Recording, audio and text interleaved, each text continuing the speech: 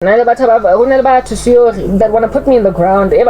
They feel possessive for me, and the sad and disquieting thing about their possessiveness is that it's a combination here. It's a combination of the fact that I am South African, and they want me to be proudly South African. No, I'm sorry, I don't like you. You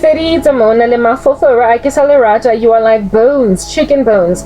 As chicken licking hot wings after a night of babalas that you chew. You're like pa, and then just sort of spit them out. From this babalas the next morning, you then realize chicken on the kitchen floor because you were too drunk. Do you understand? To spit them out, more plating or dustbin. So I don't to spring cleaner the next morning.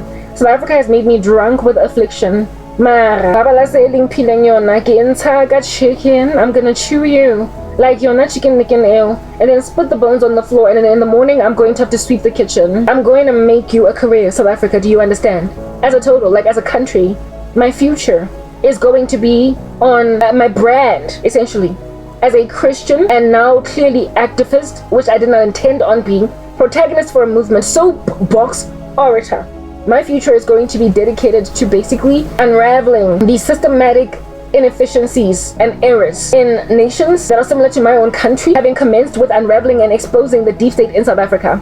And I'm going to make a lot of money from it. I'm going to make speeches, do you understand? I'm going to travel road shows. I'm going to speak to people at universities, and I'm going to warn them what happens to a country when it tries to spit out Christians and when it tries to humiliate their love of God in favor of pagan practices. What happens when people make a decision that they don't care about family? What happens when people make a decision that they don't care about friends? What happens when people are individualistic and they don't actually care about the common good of their fellow man? I'm going to make a career out of all of that.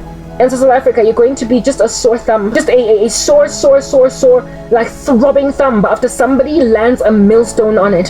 When I am finished, you're not going to be able to recover from the thing that I am.